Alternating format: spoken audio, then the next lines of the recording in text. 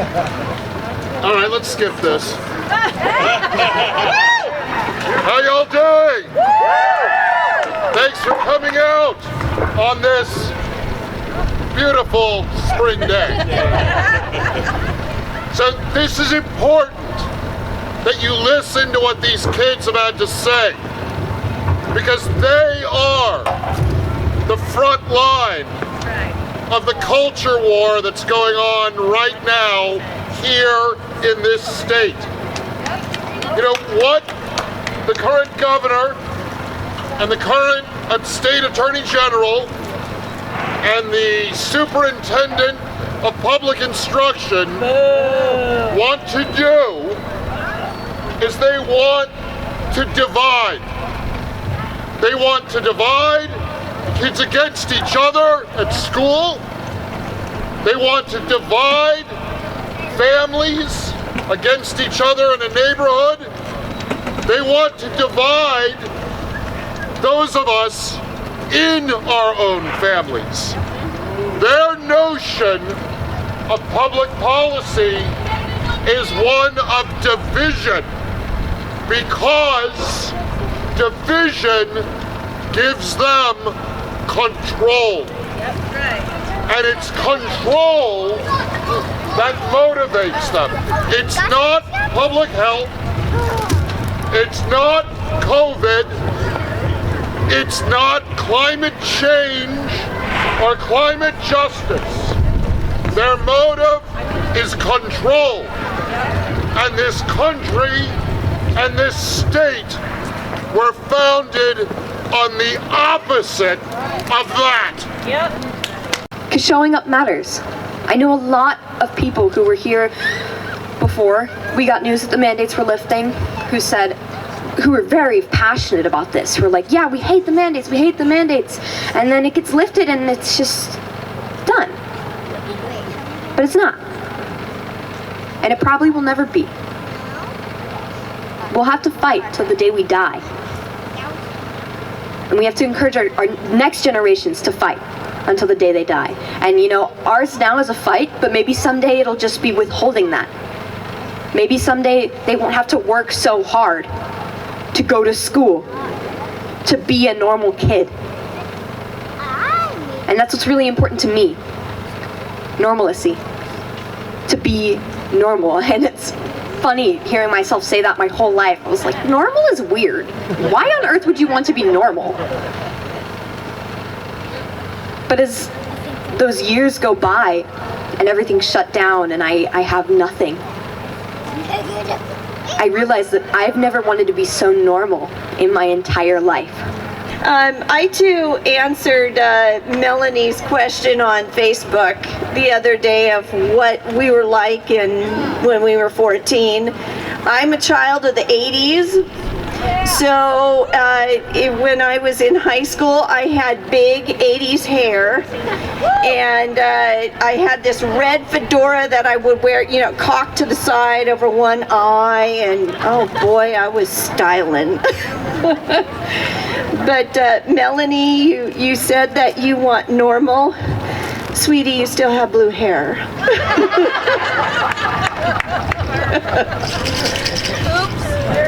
So I do have a few things to say. So all of you kids here, all of you kids, just for a second, I want you to turn and look to your parent or parents that are here.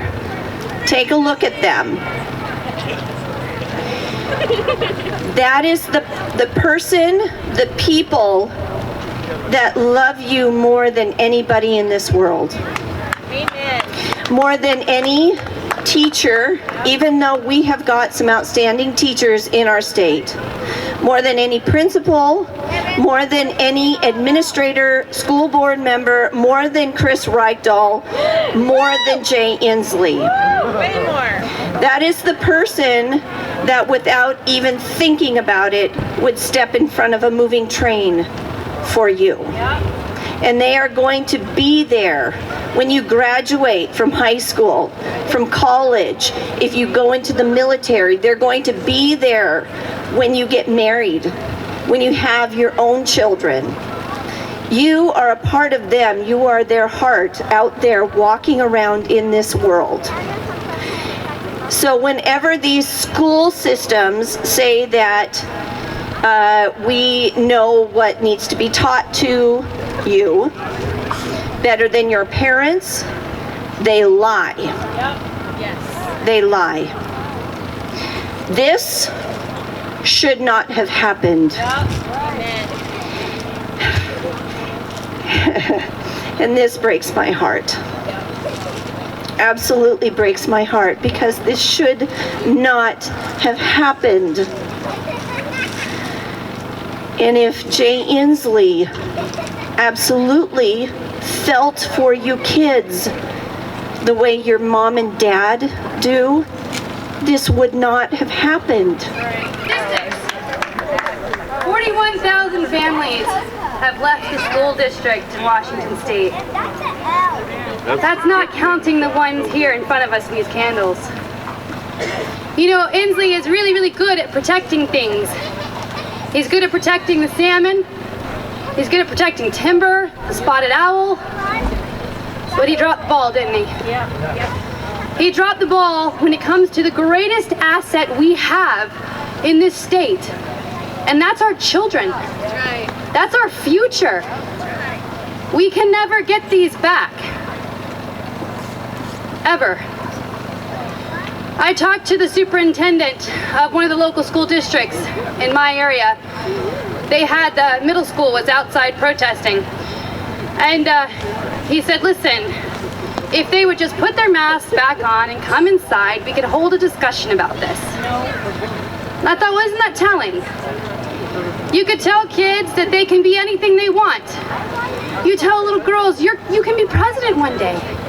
You tell your sons, you can do great and amazing things. You don't have to fit within these boundaries. But you can't decide whether or not you can wear a mask. Right. What message are we sending to our children? It's one of confusion, of pain, and of hurt. I was somebody sitting on the sideline for a lot of years. I handed what I thought was trustworthy trust in schools over. I abdicated my power as a woman who grew up in a teacher family. I thought that the school districts were safe. And I'm finding out that that is one of just a few places, especially here in Washington State, where they're working to separate families. They are separating parents from their children. They're coming for our children through education. They're coming for our children through medical laws that have been passed where people other than parents can give permission for our children to get treatment.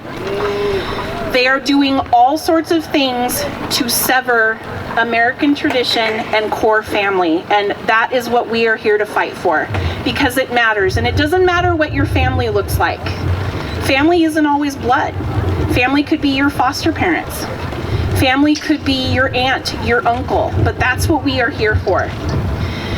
Our chapters serve 5 school districts in our county right now. We are currently fighting for battles like the mask mandates and the vaccine mandates, which we're still waiting on word for our school children. We also fight critical race theory, also known as social emotional learning. We're working to try to make changes for the comprehensive sex education programs that are infiltrating all of our schools, and out where we are in Kitsap, they're starting with our youngest kids first. I really watched kids learn how to thrive. And I stood by as a teacher and an adult, and I didn't really do much until one day my students walked out. So I just really appreciate that, and I really think that as adults it was really, really hard to watch all that, and I really am so proud of all these kids, and their future is all about them and what they want to do. And I'm glad that there's adults here. I'm super glad to see I have some students up here today, and I'm really happy that they're here from PO. Really appreciate that.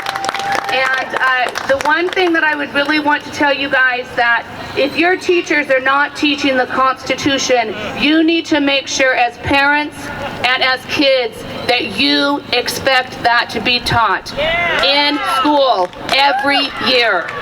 You have to learn the Constitution because that is a tool, the tools that you will need in order to be successful and to keep this great nation a great nation. At Parents' Rights in Education, we do three things. We educate, we activate, and we motivate. We found that during 5395, that's the sex ed mandate, when it was going through the legislature, we were pretty good at research. We researched the heck out of that law. And we have continued to do that. And so it's our goal to research about our education system, about curriculum, about what is in the school libraries, about policy. And then when we get that information, we pass it on. We want to share it with parents, but not just with parents, with grandparents, with those in our community who are concerned about our kids, because you know what? These kids are going to be running our state in a few years. And so we pass that education on. We want to encourage others to get educated. Once you have the knowledge, the information, get active. I want to tell you a story about the Hawkinson School District. I had parents in that school district who were coming to me and saying they want to pass a sex ed curriculum for the middle school, but they aren't showing it to us. We keep going to school board meetings asking them to show it to us, and they won't. And I said, they're breaking policy. They are? Yes, they're breaking the policy. I showed them the policy. You know what happened? Next school board meeting, there were like a dozen people who came to the board meeting with that policy printed out and said, you are breaking your own policy. Show us the curriculum.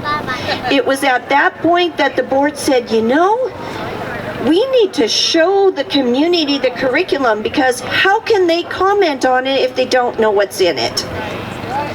They knew this all along, and they were going to see what they could get away with.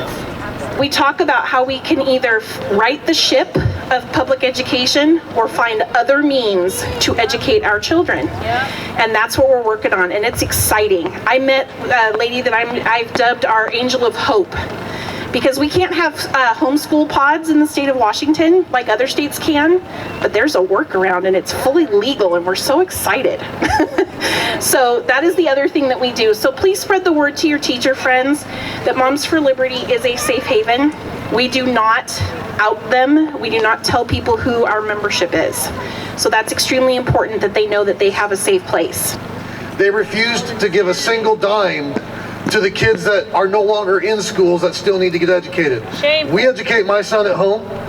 I've got 6 kids, and I got to tell you, I'd put these kids up against any of Inslee's kids or any of those Democrat kids in a heartbeat, because I know they're better educated. Yep. They care about this country. Yep. And I don't need the government's money to educate them, but they should have a chance at some of those dollars instead of fettering it all away into a broken system. What do you say?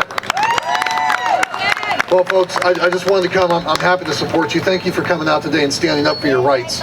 And I got to tell you that when we go back into session next year in the majority, I can tell you, I know that Jim's ready to run it. I'm ready to run it. These candidates that are here talking to you today, we are ready to run the bills to fix this and give you back not only your parental rights, but start funding the government the way it should be to make sure that your kids get educated the way that they should be too. As I've been standing here listening, stories from the Bible come to mind, and you're probably going to be familiar with this one. There's a little kid, not much older or younger, depending on what age range you're in, named David.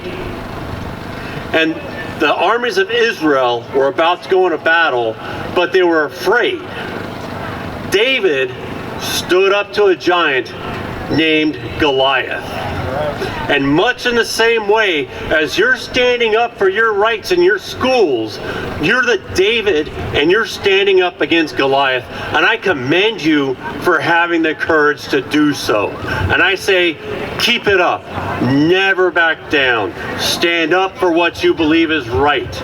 And that is the way this will happen, that the future will change. Because all the children here, you are the future. You are the future of Washington State. You are the future of this nation. And God bless you. And when the time arises, and you need to stand up and you need to be the David, you look at that Goliath, whoever it be, whether it be a governor that abuses his powers 3 years into a state of emergency, or whether it be a teacher that wants you to not stand up for yourself, you look at them and you say, on guard, and you take that fight to them. You guys should take that as an advantage and take advantage of this opportunity to learn about your government, because this is the world you guys are growing up in. When COVID came, my daughter was coming home sick every day with masks, so I pulled her out of school. And that's when I learned the definition of tyranny and all about our wonderful governor, and I met all our representatives, and I didn't really know what I was getting myself into, but I ran for school board and I won. So I'm on the Woodland School Board now, and it's a lot, and I'm learning a lot. I protested with the middle schoolers a couple weeks ago, and I had 7 formal complaints filed against me. So, winning, I'm doing something right? Over the target. Right. So, it's a lot, and you're going to get a lot of opposition, but just try to ignore all the noise and stay on target. And I just really hope to see more kids at the school board meetings, because you got all these parents and people making all these decisions for you guys, when really we should be hearing from you guys. Sitting at home one day, and on my Facebook feed, there was a position a school director had resigned because of all the COVID stuff, and so I was like, okay, we'll apply for this position. Well, they picked me, and then I ran in November and got re-elected by the actual constituents. I guess what I would have to say for everyone, the hardest part of my job is not having enough student voice, enough parents showing up and being continually active. The more that the kids come out and say how they're feeling, is the easier my job is, because my job is hard if I don't have people there backing me up with the policies and things that I'm putting forward. So if I'm pushing, hey, these parents don't want masks, these kids don't want masks, then nobody shows up to say we don't want masks, I basically look like I'm making things up. So I feel that these students and the parents, your voices mean way more than you think, and whether it's calling in, writing letters, showing up to board meetings, coming to rallies, anything you can do to continue to be active, because yes, for right now, these masks are off us, but part of the rule that is in there is that districts can still vote to mask your kids. I know, boo. Districts can decide, so individual school boards can decide based off their data that their health departments give out, and can vote to remask your kids.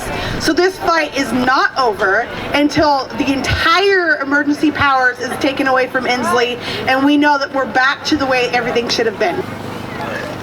There's 2 things that I know of that give us hope, at least that give me hope. One of them is our faith and our trust in Jesus and the work that he did on the cross. Number 2 is that he calls us to be his hands and feet. If you read the book of James, it's all about faith in action. And what I see in these young people today, and the reason that we made the drive out here to come and to be here and to stand with these young people, is because I see faith in action. Stand against tyranny. You are right to stand against tyranny. You will always be right to stand against tyranny. Do you want to be one? So I commend you for your work, and it's a huge honor for me to be here. I just want to leave you with one short little bit about my story that I hope is encouraging. I hope it's incredibly encouraging to you. This is going to be the dead part. I grew up in a broken home. I had 5 stepfathers. I was physically, sexually, and emotionally abused as a child by those 5 stepfathers. somehow through that experience, I've been able to turn that young life into a great life, where I've been married for 25 years to the woman of my dreams. We've had 3 kids. We homeschooled our kids. They're 16, 18, and 20. My son Jake is here today. He drove me all this way so that I could be here. I've been successful in business for over 20 years. I got to live my dreams driving in NASCAR, race cars, and I've just been successful in my life. And I want you to know that regardless of what your circumstances are, and regardless of tyrannical wannabe leaders like Kingsley, you can be successful in your life, no matter what it is that you want to do. I want to encourage you and challenge you to trust God and keep going. My name's Lily, and I'm 11, and at the beginning, when I first went to my school, we had to wear a mask at chapel, and I never really wore it, but sometimes I would get talked to and I would get in trouble because I wouldn't wear it, and I just never wore it. And I wanted to say that because I have this one special mask that I'll wear sometimes if it's a place that requires it a lot and won't let you in. It's on the back, the blue one, because I have a lot of friends in the different police stations, and